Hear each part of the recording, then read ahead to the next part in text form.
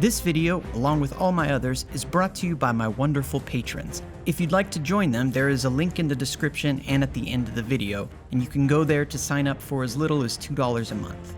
Joining will earn you your name at the end of every single video, along with a bunch of other benefits such as audio-only, downloadable recordings of all my lore readings, exclusive Patreon content, behind-the-scenes updates, and other benefits. Thank you very much for your consideration, and thank you so much to my wonderful patrons.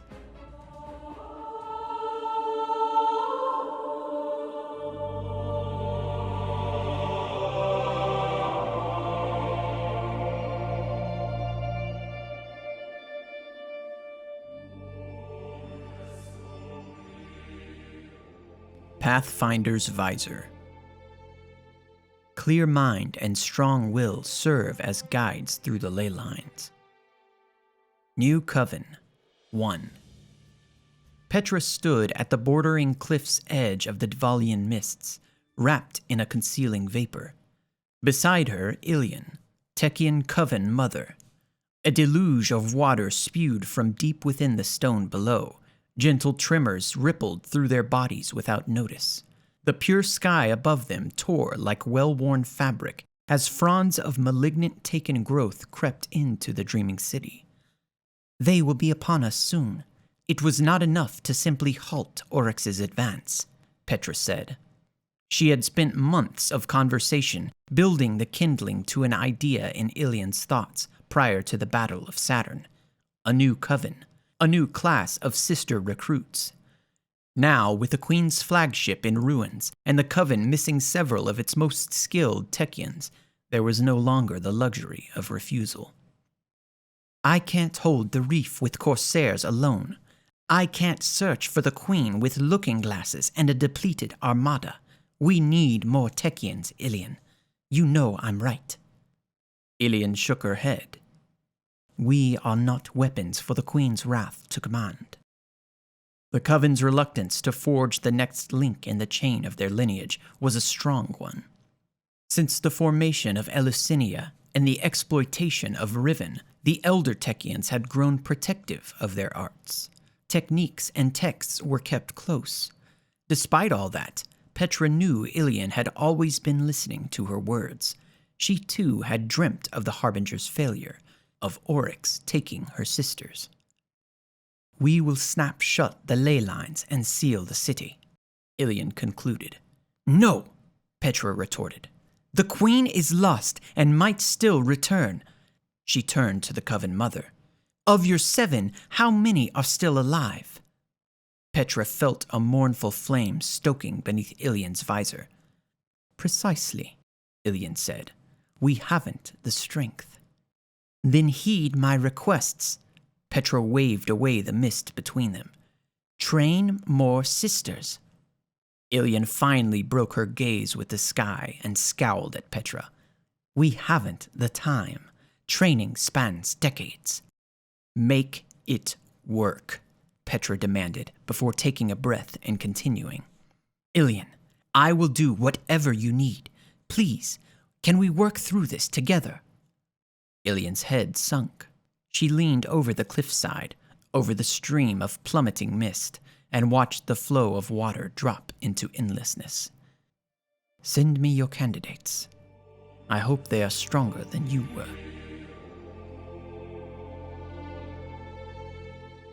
Pathfinder's Wraps. Place your palms to the dirt and form the path you wish to walk. Wayfinding 2. Ilia placed her hands on the focusing crystal once more. It had been months since she'd seen the stars. Instead, her view every day was of the same stone chamber she shared with 12 others.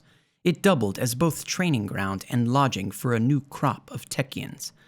The mustiness made Ilia crave the open air of the dreaming city's skyward turrets.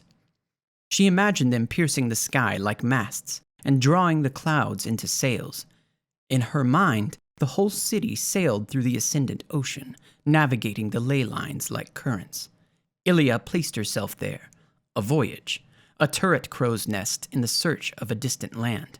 Ascendant anchors restraining cloud sail billows against the wind of her will. She tried to introduce that place to this one, to let them meet and exchange atmosphere. Make this real, she thought, but it was nothing more than thought. The concepts were familiar, but the execution was still foreign. Ilia adjusted the crystal in her hands as if the orientation mattered. Of all her sisters, only she couldn't shape the ley lines. They're going to shift soon, you know, Austin chided. I know, Ilia spat back without looking.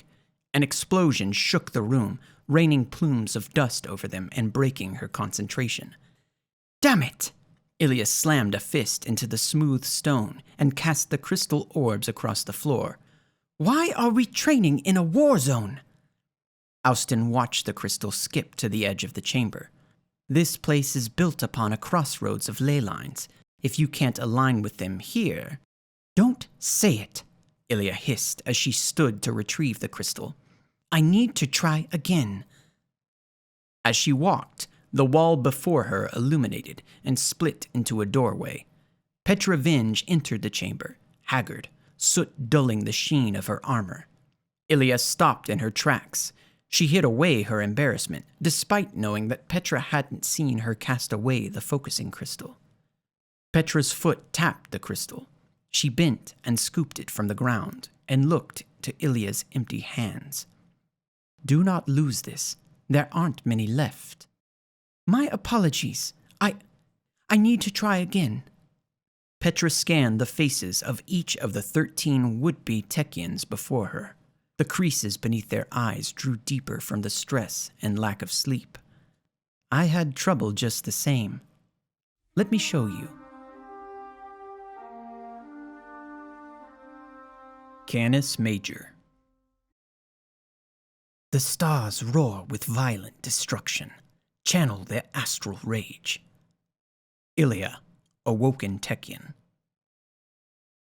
Petra Vinge and Ilia sat together in a courtyard as the waning dusk of the dreaming city settled in around them. I began the training first, Petra explained, but I found it difficult. It didn't come naturally to me, not like this. She nodded toward the grenade launcher sitting beside her. Imar didn't make it any easier. He was one of the oldest and the only male Techian I ever met. I never felt like he gave me an honest chance. Petra paused to consider. Maybe he'd already looked in the future and saw that I'd washed out. I didn't know exactly how unsuited I was until my sister started her training. Petra continued. Right away, Pinar and I began having long conversations inside our dreams. We'd talk all night and wake up with full memories of what we'd said. That was the first time I realized how powerful she'd become. Petra lowered her eyes. Of course, Pinar was Imar's favorite, and the more she progressed, the stronger our shared dreams became. It didn't take long before it was more than just talking. She began to manipulate the dreams, changing locations or her shape. I couldn't keep up. It was like being a passenger in my own head. Her dreams became my nightmares. Petra shook her head as if dislodging an unwelcome memory. That's when I quit the training and the dreams stopped. Eventually, I found my place in the Corsairs, Petra mused. But part of me wishes I had finished my training as a Techian. If I had, maybe I could still find Pinar out there, in a dream somewhere. She plucked a blade of grass from between the paving stones and tossed it into the breeze. After a pensive moment, Petra focused again on Ilia. So, my suggestion is to give training a chance. If it takes, you'll know. And if not, she patted the grenade launcher at her side. We've got plenty of other jobs for you. Pathfinder's Tunic. Forged from the reinforced armor of fallen Corsairs to shepherd the lost as they no longer can. Duress. 3. Jari shifted on the wooden operating table. Why must she be the first?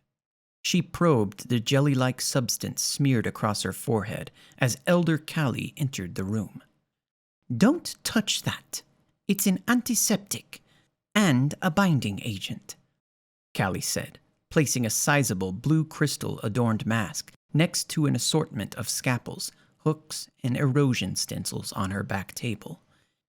Each tool was etched with a ceremonial iconography and freshly sharpened.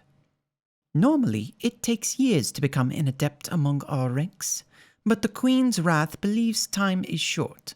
If you survive, these augments will expedite your training and enhance your abilities. Callie turned away to work a mortar and pestle.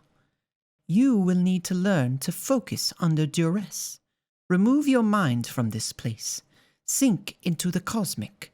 Project out from yourself. There is no pain, no flesh, no nerves. Jari gripped the sides of the operating table and pressed her back flat until no air existed between her and the surface beneath, until she felt herself a part of it. She told herself to ignore the grinding of the pestle and thought about how Petra had taught her to use the physical as a transitionary conduit to the ascendant. Drink this, Callie ordered, handing Jari a small cup of queensfoil tea. Jari opened her eyes and released her grip as her meditation broke. Yes, elder sister, give me a moment to focus, please, she pleaded, hastily gulping down the tea. You think my voice is sharper than this knife? Callie asked, lifting the scalpel from her back table. Duress, you must push through it if you are to survive. Be strong, or you will die. This is your final test. Jari drank quickly and pressed herself to the table once more. She focused on her fingertips and the feel of the hand-worked wood. The grain formed diminutive pathways for her nails to trace, tiny patterns hidden away within the enormity that surrounded them, only revealed by shrinking one's perspective. She let herself drift. Callie threaded the thin metal edge directly through to the bone of Jari's skull.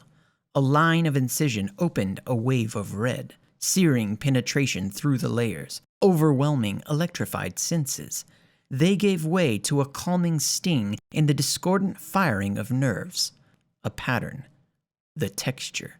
The split between what was and what could be.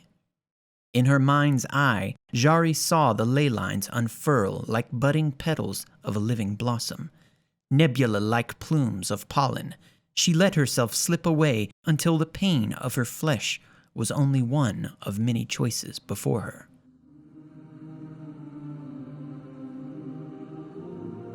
Ascendancy. When the time comes, make yours one to remember. Petra Venge. Petra Venge was hunched over her workbench, reassembling a rocket launcher, when an odor prompted her to raise her head. The acrid smell lurked just beneath the gun oil and textured rubber. It was familiar but forbidding, like an uninvited memory. She followed her nose into the hallways of the dreaming city. As the scent grew stronger, she strode with increasing urgency. She rounded a corner and spotted wisps of bitter smoke issuing from under the door to a long-disused workshop. Fearing yet another calamity, Petra burst into the room. There she discovered Jari, seated cross-legged on the floor amidst a sprawling antique chemistry set. The new Techian turned to face her unexpected visitor. "I'm sorry," she said. "Was I being too loud?"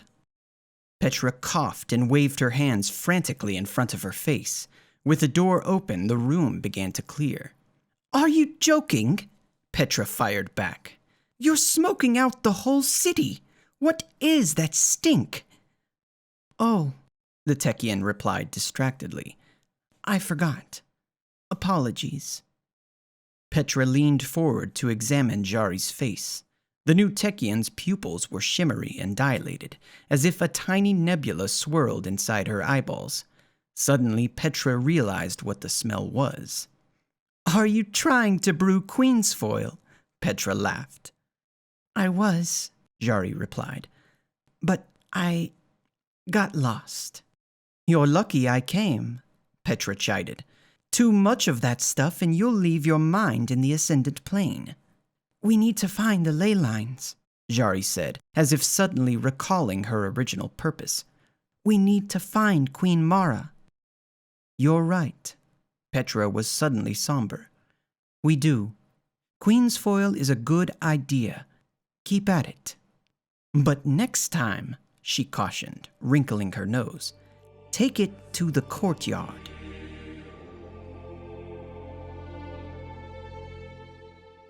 Pathfinder's Greaves. When your muscles burn and the path stretches on, turn your thoughts to how far you've come. Journey 4. Austin sat in silence with eyes shut. Ley lines swept over her in waves, in pulses, which she slowly brought into alignment with her own. Entanglement. It was not the first time she had pressed herself into symbiosis with the Ascendant Plane. She'd been through the thoughts of all her sisters in the Coven. She had dreamt with Petra and harvested secrets from her, with the Queen's wrath being none the wiser. Austin knew they were meant to save Queen Mara Sov. They were meant to find her and restore the throne. She had been searching the ley lines for a path to the Queen each night after her training. Her Coven sisters lay sleeping all around her body, but her mind flew through countless panes of prismatic glass. As they shattered, she flitted from one plane to the next, catching momentary glimpses of incommunicable wonder. In the distant cosmos far ahead, Austin saw a darkened haze of indecipherable noise. Somewhere nestled in the ley lines, this shadowed spot was growing. Austin knew Mara Sov was distant. She knew the Queen had obscured herself from her enemies. Austin had felt a presence reach from the noise toward the dreaming city more than once. Tonight, she would reach back. Austin focused her will on a path to the distant noise, and as she did so, the way was open, but still so far. She reached out with her physical body, placing a hand in the air before her and splitting the oxygen with her touch. She carved a slit in reality through the molecules of the air, and the path anchored to it at her command. The noise descended upon her, and instantly she was at the precipice. Hand pressed, frozen, paralyzed, and awash in insidious whispers that shredded the doorway into open nothing. It tore her consciousness across the cosmos to a grand terrace of onyx swords and emerald flame reigning over a red harbor.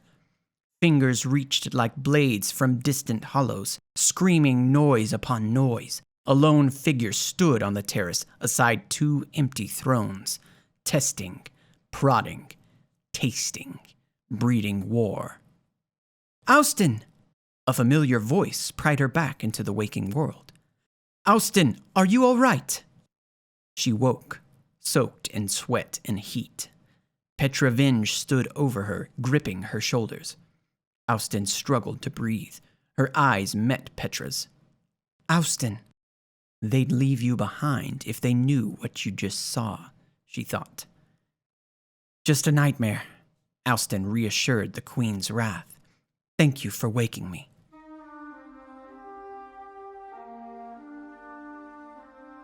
Pathfinder's Bond. A beacon like a flare, burning a sphere of safety in the night. Third String Witches. 5.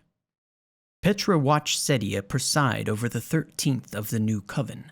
A mixture of pride and fearful anxiety knotted her stomach, as if the interior of her skin was being tugged into her gut by warm sinew strings. She held the shape of her smile until they had taken their positions within the blind well. Austin, Ilea, and Jari formed the core of the party, with the others interlinking in an exterior circle. They situated themselves at key points around a thrumming Wayfinder's compass that bent the air into wild chromatic slurries. The well awakened. They prepared their minds, slipping into meditation, communion in searching. 13 voices spoke as one, and in silence as the well dropped into prisms of glass beneath the novice Coven's feet. Not but a moment ago, they 13 stood within the blind well, hands and minds interlocked. Now they cascaded through a river of possibility, will and intention. It was not long before the connection was made.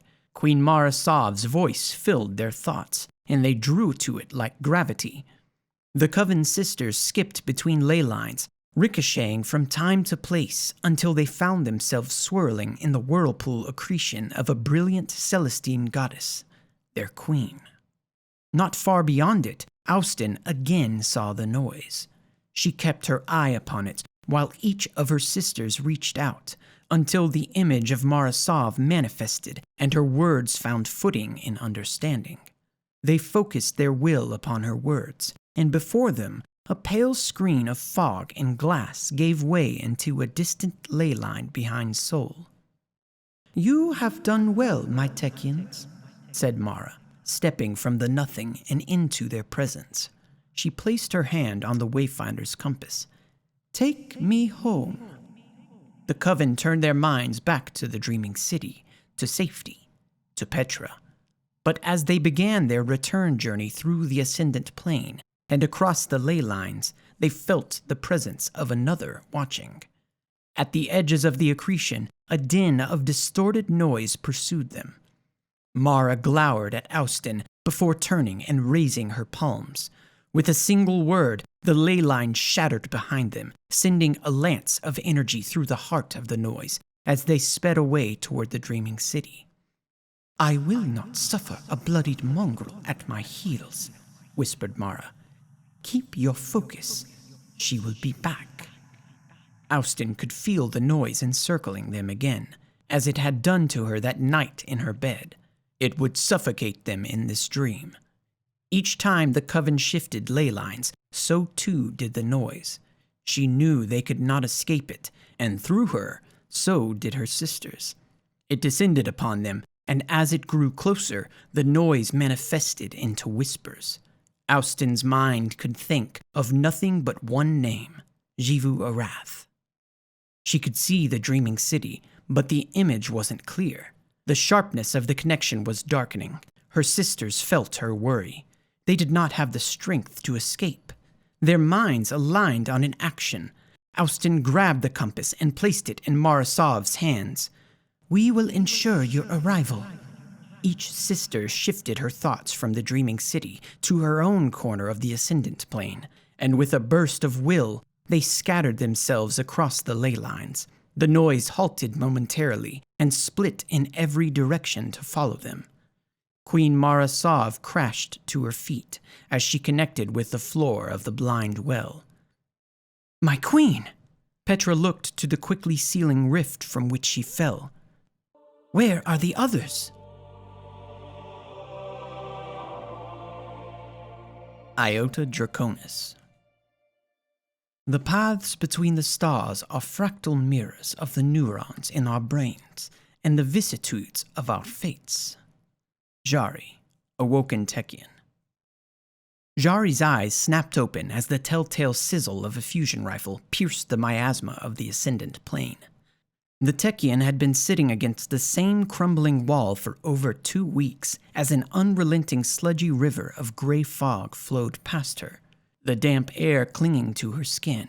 The stench of the Taken permeated her nostrils, ozone, gun lubricant, and the sickly sweet burn of soul fire.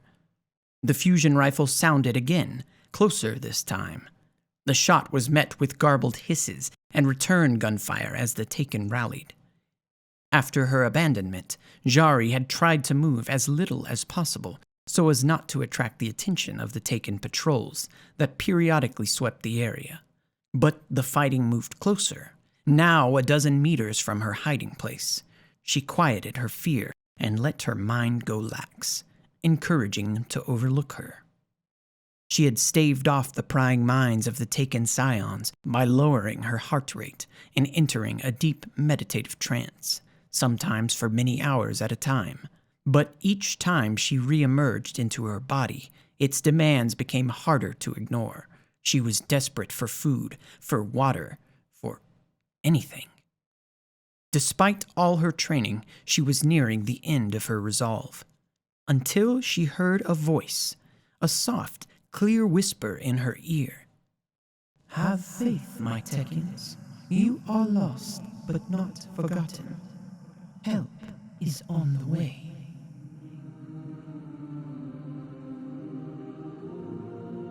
Chrysura Melo. If you hear it, remove your helmet and face the closest corsair. They will know what must be done. Queen Mara. There's a saying among con artists. Half the fun is showing the mark which cup hid the ball before you take their money. Savathun understands. In her crystalline prison, she reflects on all her surreptitious winks and little nods, the risks taken and the boundaries pushed to keep herself entertained and the worm fed.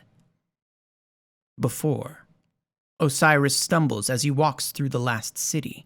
Beneath his robes, something erupts in a frenzy of motion. He pauses to compose himself and then walks on, trailing careless splatters of black fluid. Before, Osiris watches the crucible match unfold.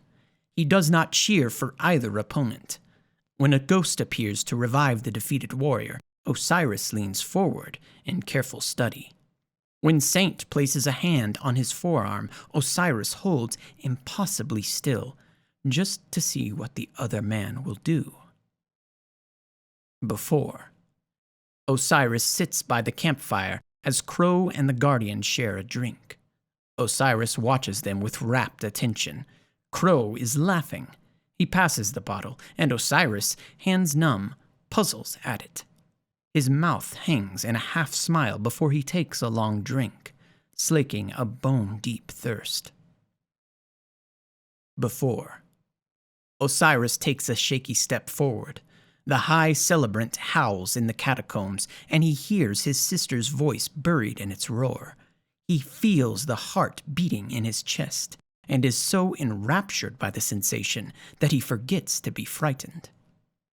Before, Savathun, physical form a twisting instar, emerges from the shadows and crawls over the shattered pieces of the ghost.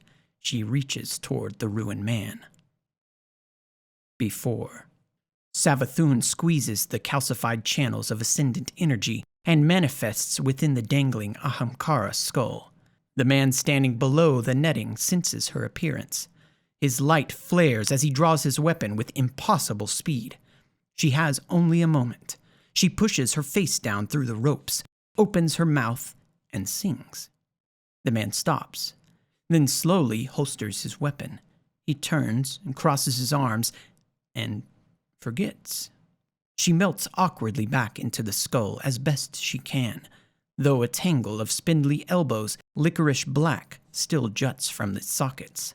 She turns her attention to the quarry across the gap and hums her song softly to mask herself. Soon, the man below begins to hum along with her. He smiles. Wolftone Draw. Keep the string a little loose. It's supposed to sound like that. Petravenge. The slithering dark is cold against my face. I cannot speak, cannot breathe. I reach for Segera, but then I remember. I form a fist, but feel nothing. I am bound, and as I thrash, the images cut fissures through my mind. Someone, the awoken prince? He helps me to my feet. But still I struggle in the dark, and now she is standing, thanking him. But she uses my voice. She has stolen my form, my voice, but someone will see my failure and cast her out. They must. A glimmer of sunlight. How long has it been? Zavala looks at me, at her, considers her words, poison cloaked in wisdom. I cry out. He must know. Zavala, listen. Listen. You know me. You know not to. The smell of night flowers. I am walking. She is walking through a moonlit garden. And there is Ikora, speaking, laughing, nodding. Look, Ikora. Look at me. Don't you see it? Pay attention. Pay attention. I taught you better than this. A woman, an exo, sits before me and sways, eyes vacant. but inside she is sinking as well. Now her voice, her true voice, humming, a gyre of sound, and the exo sways faster and faster. I hear his voice and push to the surface. Saint. No, no, no! I scream, but there is no sound. He looks into her eyes. He smiles. He reaches for me, but it's not me, Saint. That is not me. Please, please. I am weeping, but I cannot weep. I am nothing, only heat and hate, only sickness and shame. Trust me, I hear my voice say, and I drown again. Vulpecula. Ammunition is the universal currency of the Sol system. The Cabal prefer to keep it that way. Keitel, Empress of the Cabal. Empress Keitel brooded over a holographic display of the Dreaming City. The map was marked with bombardment targets, landing zones, and forward operating bases, which had been decided by an emergency convention of her military advisors. Now, all that remained was for the Empress to order the attack. Tarun entered quietly, carrying a datapad. She stamped her foot lightly to announce her presence. Keitel did not look up. As a princess, the Empress said, I heard many stories of the Awoken from my father's Mythkeeper. Stories of spaces beyond time, of the dragons that bend reality. Stories of a whole city built by wishes. She sliced the air with her tusks in annoyance. It would be a waste to destroy it. But perhaps a strategic necessity. Tarun bent both knees slightly and held up the datapad, indicating a discovery. Lord Saladin approached us on behalf of the Vanguard. He confirms what we already suspected. Savathun, the Witch Queen, is in the Dreaming City. A captive? Keitel looked up. Tarun thought she detected a concealed note of hopefulness in the ruler's tone. It is unclear. Tarun clicked her teeth in equivocation. Informants on the ground report that she's confined, but the Scions insist she traveled there of her own free will to escape Jivu Arath. A voluntary prisoner, Keitel glowered. This smells of hive trickery. It does, my Empress. Tarun lowered her brow in deference to her ruler's mood. However, Mara Sov is powerful and no stranger to subterfuge. It's fair to assume that she has a plan in place. So does Savathun. Keitel clicked off the holographic display. Darkness rushed into the room. Tarun could see the consequences of such a decision weighing heavily on the ruler's brow. Then, suddenly, the weight lifted. The Empress had decided. Have Lord Saladin return to Zavala with a message.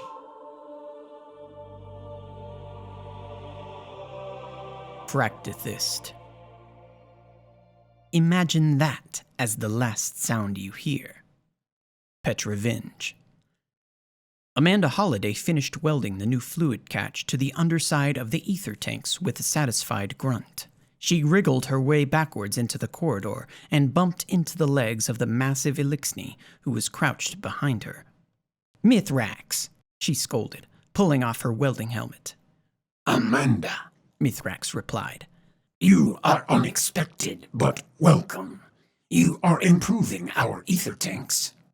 I threw a fresh fluid catch on there, yeah? Amanda shrugged as she repacked her tools. It's nothing you couldn't do yourselves, but I was passing by. Mithrax gazed across the Botsa district for a moment. I find that unlikely, he said wryly. Amanda laughed. Come on now, you know what they say about gift horses. Mithrax cocked his head. Forget it, she said. So, how have y'all been doing down here? Since, she trailed off. Since the human and Vex attacks have ceased, we have been well, Mithrax said, standing to his full height as he pulled Amanda to her feet. With the endless night lifted, resources are more plentiful. I see your people and mine moving forward together. Yeah, it's nice, Amanda agreed. Things are happening now that I wouldn't have dreamed a few months ago. The other day, I saw a group of Elixni at the bazaar, picking out ghost shells. Mithrax's laughter was a deep rumble. Yes, the empty shells are quite beautiful. Would you introduce me to your ghost, Amanda? I would enjoy meeting them. Ooh, sorry, Amanda chuckled. She put 2 fingers to her wrist. Still got a pulse. No ghost for me. Mithrax balked. You are not a light bearer? Nope, she said. Just a regular person. Mithrax thought for a moment. To aid as you do without the gift of the light, he said, bringing a clawed hand to his chest and bowing. There is much my people would learn from you. Amanda shifted from one foot to the other and scratched her neck. Afraid I ain't much of a teacher, she said quietly. Mithrax smiled. I find that unlikely. Wayfinder's Compass. The needle guides the thread to a goal, obstacles stripped from the path. Cimmerian Garrison. Borrowed a Wayfinder's compass. It keeps leading me to places that are almost familiar, but there are missing pieces. I tell Glint I feel drawn here when he asks. I know he doesn't buy it, but he doesn't want to call me a liar. It's pretty deep in the caves. I found a shard of glass, stained with queen's foil. Sniffing the glass made my mouth flare with menthol. Smelled nostalgic. That's the only way I can explain it. Ouroborea. Compass keeps leading me around here, but only for a few weeks at a time. I feel like I know which weeks it'll be before the compass tries to bring me here. It's like an internal clock going off. I saw a taken wizard disappear in thin air. I feel like I should know why, but it's buried beneath a fog. I'll keep looking and see if it clears up. Forfeit Shrine. Waking up on that gravestone was like carving a border through my brain. Sometimes I feel like things cross over it, one way or the other, but it blurs, and I'm not sure if it's something new or just new to this me. I remember standing there, making a wish. I don't know if it was before or... I just know it's something I started doing, or kept doing, back when I first became a lightbearer. I'd flick coins off the cliff and whisper little wishes. Nothing big, just little stuff I thought I could get away with. Seems less silly now that I know about the Ahamkara. Shattered Ruins. There's this spot near the spine of Caris. Big guy, that Caris, carrying the whole dreaming city on his back. Her back? Every day I realize how little I actually know, and no one seems keen on filling in the blanks. Anyway, it feels right. Like home.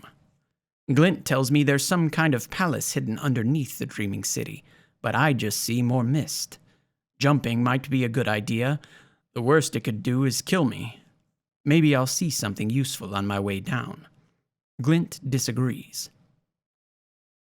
Keep of the Honed Edges. There's something wrong happening here. When I touch the stone architecture, it feels hollow. Not physically, but like it's an imitation of what it used to be.